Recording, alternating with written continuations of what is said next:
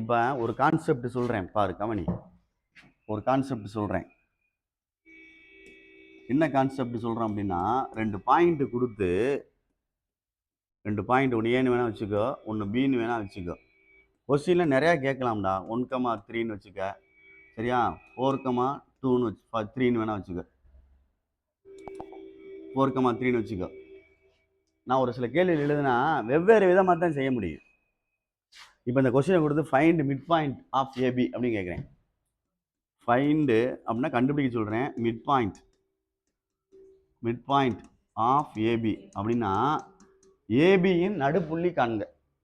ஏபிக்கு நடுப்புள்ளி, ஏன்னு ஒரு பாயிண்ட் இருக்குது, பின்னு ஒரு பாயிண்ட் இருக்குது, நடுவில் ஒரு பாயிண்ட் வச்சோம்னா என்ன அப்படின்னு கேள்வி.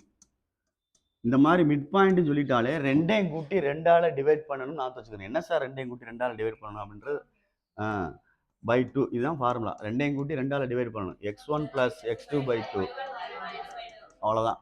இதுதான் அந்த மிட் பாயிண்ட் ஃபார்முலா. எம்னு போடுவாங்க, இல்லைன்னா பின்னு போட்டுக்கிட்டாலும் சரி. கேபிட்டல் லெட்டரில் போட்டிருக்கேன், தெரியுதா? என்னடா ஆனால் ஸ்மால் லெட்டரில் போட்டால் என்ன ஆகும்? ஸ்மால் லெட்டரில் போட்டால் ஸ்லோப் ஆகும். இன்னும் இந்த அப்படியே உட்காந்துருங்க, பார்த்துக்க சொல்லிட்டேன். சில விஷயங்கள் தெரிஞ்சிருக்கணும்டா, அதுக்காண்டி சொல்ல வரேன். இனிவால உன் விஷயத்துக்கு என்ன போட்டு விட்றாத. ஸ்மால் ஏ போட்டால் இன்டர்செப்ட், ஸ்மால் பி போட்டால் ஒய் இன்டர்செப்ட், இது x intercept, y intercept. C போட்டோம்னா வெறும் சி மட்டும் போட்டோம்னா ஒய் இன்டர்செப்ட். தெரியுதா? மறந்துடாதே. ஒன்று அந்த பாடத்துக்கு வரையில் அந்த பாடத்துக்கு தேவையானதை படிச்சு தான் ஆகணும். இதை x1 y1 வச்சுக்கலாம், இது x2 y2ன்னு வச்சுக்கலாம். இது 2 பாயிண்ட் ஃபார்முலா, அதாவது மிட் பாயிண்ட். சரியா? எம் அவ்வளோதான். 2ஐயும் கூட்டி 2ஆல் டிவைட் பண்ணி அதை பார்த்து அப்படியே சொல்லு. x1 1 + 4 அன்பாரு. x1 + x2 வாடா. x1 + கரெக்டாக எழுதிருக்கேன் பார்த்துக்க. 1 + 4 பரவாயில்ல, இருக்கட்டும். நானாக எழுதுனது தானே. y + 1 என்ன? 3 + 3. அப்போ எம் என்ன வந்துடும்? 5/2, இதை வேணால் என்ன செஞ்சலாம், அடிச்சுக்கலாம். இது அடிக்க முடியாது, அடித்தா ஆன்சர். இது ஒரு ஆன்சர். புரியுதான்னு பாரு. சரண், இங்கே கவனி. மழை பெஞ்சிட்டு போகுது. கான்செப்ட் சொல்லி கொடுத்துருக்கீங்க, கவனிக்கணும். அதான் வெடிக்க போகக்கூடாதுன்னு தெரியும் எனக்கு, அதெல்லாம் கரெக்டாக சொல்கிறேன். அடுத்து திரும்பி விட்டான். இடியே விழுந்தாலும் நம்ம இங்கே பார்க்கணும். நான் பார்த்தேன்னா அதனால் யோசிச்சுக்கோ. வேலை என்ன அந்த வேலை விழுந்துட்டு போகுது, விழுந்துட்டு போகுது, நம்மளுக்கு ஒன்றும் இல்லை. பாரு, ஏ இது பி. அப்போ மிட் பாயிண்ட் கண்டுபிடிக்க சொல்லியிருக்கு. x1 + x2 by 2, y1 + y2 by 2. அவ்வளோதான். இந்த ஆன்சரை எடுத்துட்டேன். இதே கணக்கை அடுத்து மாத்துறேன். அப்படியே பாயிண்ட்டை நான் வச்சுக்கிறேன். அவனே இந்த கணக்கை அப்படியே மாத்துறேன். என்ன கேட்க போறேன் அப்படின்னா, செகண்ட் கொஸ்டின் ஸ்லோப் கண்டுபிடிக்க சொல்லுவோம். நான் சொல்கிறேன் பாருவேன். ஏன்னு ஒரு பாயிண்ட் கொடுத்துருக்கு, 1,3. பி வந்து ஃபைண்ட் த ஸ்லோப் அப்படின்னு கேட்குறேன். Find the slope of AB. அப்போ ஏன்ற பாயிண்ட் இருந்தா இருக்கு, பின்ற பாயிண்ட் இருந்தா இருக்கு. இது x1 y1, இது x2 y2. எம்னு அர்த்தம் small letter. y2 - y1 by x2 - x1. அப்போ அப்ளை பண்ணு. 3 - 3 by என்ன வரும்? 4 - 1. 0 by என்னது? 3. 0 நாத்து வச்சுக்க. மேலே 0 இருந்தால் 0 தான், கீழே 0 போனால் கண்டுபிடிக்க முடியாது. அப்போ என்ன ஆயிரும்? அது நாத்து வச்சுக்கிறேன். காலில் மிதிச்சு காட்டுறாரு அப்படின்னா யோசிக்கிறக்காண்டி தான் மிதிச்சு காட்டுறது. தூக்கா பயப்படாத. இப்படி மிதிச்சு காட்டுறோம் அப்படின்னா கீழே 0 போயிடுச்சுன்னா மேலே பார்த்தா தெரியாது.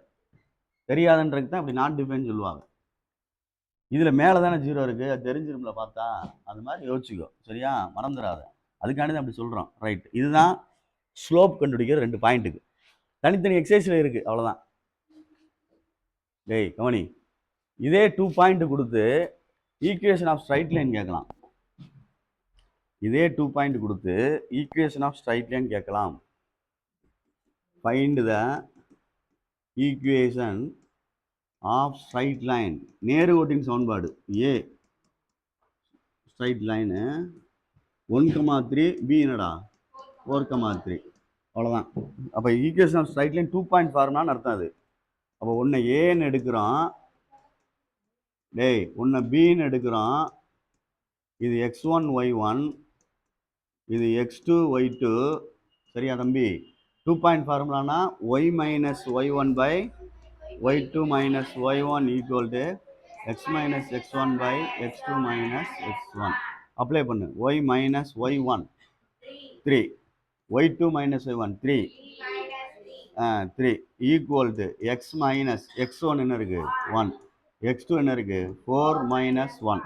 செப்பரேட் பண்ண என்னடா ஆகும் y minus 3 by 0 equal to x minus 1 by 3. நல்லா கவனி, ஏய் நல்லா கவனிடா, இருந்துட்டு போறா. இதை எடுத்து இங்கே போட்டோம்னா என்ன ஆயிரும்? இது இங்கே போனால் என்ன ஆயிரும்? அப்போ இங்கிட்டு 0 ஆயிரும், இங்கிட்டு 3 இன்ட்டு அப்படி அர்த்தம். புரியுதா சொல்றது? உள்ள மல்டியில் பண்ணால் மல்டியில் பண்ணு, மல்டிபிள் பண்ணாலும் மறுபடியும் என்ன ஆகும்? இது ரெண்டு என்னடா அர்த்தம்? மல்டிபிள். அப்போ இங்கிட்டு 3 இங்கிட்டு போனால் என்ன ஆகும்? 3 மல்டிபிள் அங்கிட்டு போனால் என்னடா ஆகும்? டிவைட் ஆகும். இப்படி தானே ஆகும், அங்கே தானே 3 போகும். அப்போ இது ஆட்டோமேட்டிக் என்ன ஆயிரும்? அப்படியும் போட்டுக்கலாம், இல்லைன்னா உள்ள மல்டிபிளை பண்ணி விட்டு 3ஆல் டிவைட் பண்ணிக்கலாம். அப்படி பண்ணிவிட்டு அப்படி உள்ள மல்டிபிளை பண்ணி விட்டுட்டு மறுபடியும் என்ன செய்யணும்? 3ஆல் டிவைட் பண்ணோம்னா கேன்சல் ஆயிரும்ல. யோசிச்சு பாரு, அதை இப்படி செய்யலாம்ல. 3y மைனஸ் என்னது 9, 3ஆல் டிவைடான என்ன ஆகும்? y minus 3 equal to 0.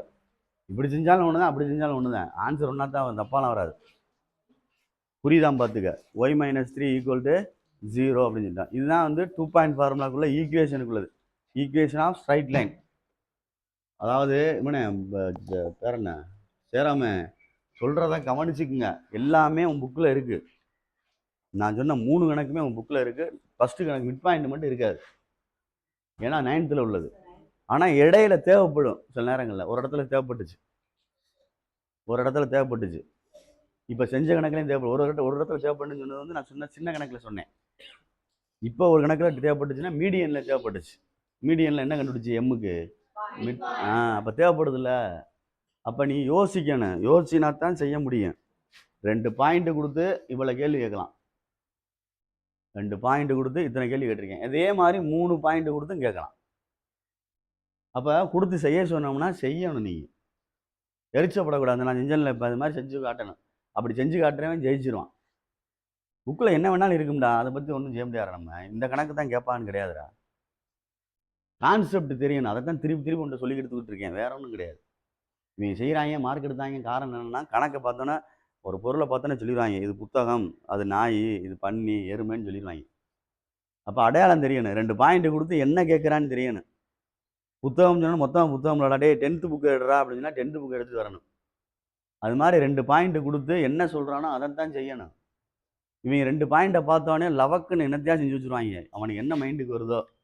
சீரியஸாக சொல்கிறேன். 2 அதான் பரிச்சை பேப்பர் திருத்திலாம் நீங்களே வாங்க பார், நீனே செய்வ பார். அந்த 2 பாயிண்ட் ஏதோ 2 பாயிண்ட் கொடுத்துருப்பாங்க, மேலெல்லாம் கீழே இங்கிட்டு வாசிக்கிறதே கிடையாது. லவக்குன்னு என்னத்தையும் அவனு செஞ்சு வச்சுருவாங்க. ஒன்று மிட் பாயிண்ட்டை செஞ்சு வைப்பாங்க, பெரும்பாலும் ஸ்லோப்பை செஞ்சு வைப்பாங்க.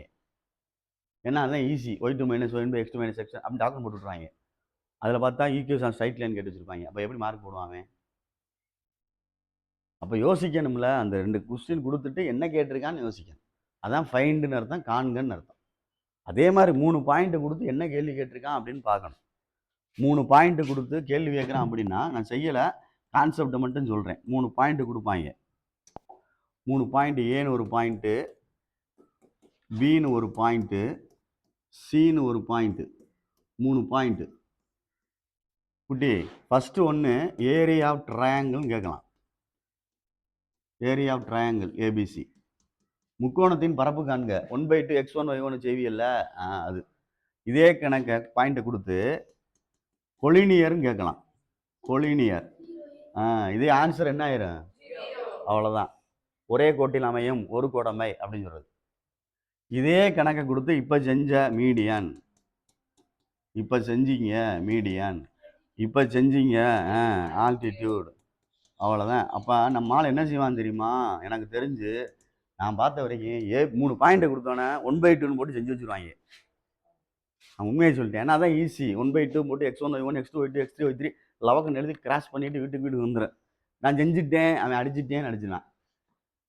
ஏண்டா செஞ்சேன்னா அவன் என்ன கேள்வி கேட்டிருக்கான், நீ என்னடா செஞ்சு வச்சிருக்கேன்னு சொல்லுவாங்க. அதுக்கு தான் சொல்கிறேன், புரிஞ்சுக்கன்னு சொல்கிறேன். இத்தனை கணக்கு இருக்குது பாரு, இதில் ஒவ்வொரு மாடல் நீ போடணும். நீங்கள் படிக்க வந்து இன்னும் ஹார்ட் ஒர்க் பண்ணணும், நிறையா செய்யணும். அப்படின்னா நான் சொல்கிற மாதிரி தேடி செய்யணும். இந்த இது 3 பாயிண்ட்டுக்கு உள்ளது. இதுலேயே 3 பாயிண்ட்லேயே 2 டைப் இருக்குது. என்னடா 2 டைப் இருக்குது? இது 3 பாயிண்ட்லேயுமே நம்பர் கொடுத்துட்டு, சாந்தி கவனிச்சுக்க, 3 பாயிண்ட்லேயுமே நம்பர் கொடுத்துட்டு இது கொஸ்டின் கேட்பாங்க. சில நேரங்களில் இது 2ல் ஏதாவது ஒரு வேரியபிள் சேர்த்துட்டு கே அப்படின்ற மாதிரி ஏதாவது ஒன்று சேர்த்துட்டு அது கண்டுபிடிச்சு ஆன்சர் கொடுத்துருப்பாங்க. ஆன்சர் கொடுத்துருப்பாங்கன்னா இந்த கணக்குக்கு ஏரியா கொடுத்துருப்பாங்க, அதை ஈக்குவல் பண்ணிடுவேன். இந்த கணக்கு எதை ஈக்குவல் பண்ணுவேன்? அப்போ அந்த டைப்பை மாற்றணும் கணக்கை. சொல்கிற புரியுதா? அது இந்த மேலே உள்ள கணக்கு மட்டும்தான் சொல்கிறேன், கீழே உள்ளதில்லை. அப்போ இவ்வளோ விஷயங்கள் இருக்குது ஒவ்வொன்றிலையுமே. நீ கான்செப்ட் புரிஞ்சால் தான் கணக்கு செய்ய முடியும், நல்ல மார்க் வாங்க முடியும், 100 மார்க் வாங்க முடியும். 2 பாயிண்ட் கொடுத்து ஃபைண்ட் த டேய் பவனி 2 பாயிண்ட் கொடுத்துறா தம்பி. பேர் என்ன சார்? தர்ஷித் இந்த இருக்கு. சாய்வு காண்கன்னா இது முடிஞ்சு, ஸ்லோப் அப்படின்னா முடிஞ்சு, கணக்கை மாற்றுவோம். பெர்பெண்டிகுலர் ஸ்லோப் அப்படின்னா மாறிடும். பெர்பெண்டிகுலர் ஸ்லோப் அப்படின்னு சொல்லுவாங்க, செங்குவட்டு சாய்வு.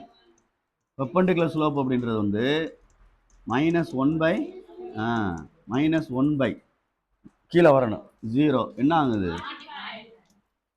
அப்போ கணக்கு மாத்திரம் தெரியுதா? இதே 2 கொஸ்டின் தான், இதே 2 பாயிண்ட் தான். பாயிண்ட் த ஸ்லோப்னு கம்முன்னு கேட்டு விட்டாங்கன்னா எம்னு கண்டுபிடிச்சிடணும் கம்முன்னு. பெர்பெண்டிகுலர் வார்த்தை சேர்ந்துருச்சுன்னா ஆன்சருக்கு மாற்றி கொண்டு போகணும், -1/m. இது ஒரு விஷயம் இருக்கு பாரு, சொல்லல அவர். அப்போ எங்கனக்குள்ள என்னென்ன இருக்குன்னு தேடி தேடி தேடி நீனா தான் கண்டுபிடிக்கணும், எப்படி எப்படி மாற்றி மாற்றி கேட்பாங்க அப்படின்னு. அதே மாதிரி எவ்வளோ யோசிக்கிறேன் பாரு. நீ யோசிச்சியா? ஏதாவது சொன்னியா? சொல்லலை பாரு. நான் யோசிச்சுக்கிட்டே இருக்கேன், தெரியுதா? உனக்கு எனக்கு வித்தியாசம் அதுதான். நீ மலையை வேடிக்கை பார்த்துட்டே இரு, நீ கரைஞ்சிருவ. இந்த 3 கணக்கில் வேற கணக்கு கேட்பாங்கன்னு பார்த்தீங்கன்னா யோசிச்சு சொன்னியா? அதாவது நான் வந்து முதல்ல ஃபஸ்ட்டு ஒரு 4 கணக்கு சொல்லிட்டேன், அப்புறம் எக்ஸ்ட்ரா 2 கணக்கு சொல்லிட்டேன். எக்ஸ்ட்ரா 2 கணக்குன்னா ஆன்சர் கொடுத்து கேட்கறது. இன்னொன்று இதே மாதிரி 3 பாயிண்ட் கொடுத்து கொலினியர் கேட்பாங்க, யூசிங் கான்செப்ட் ஆஃப் ஸ்லோப்னு கேட்பாங்க.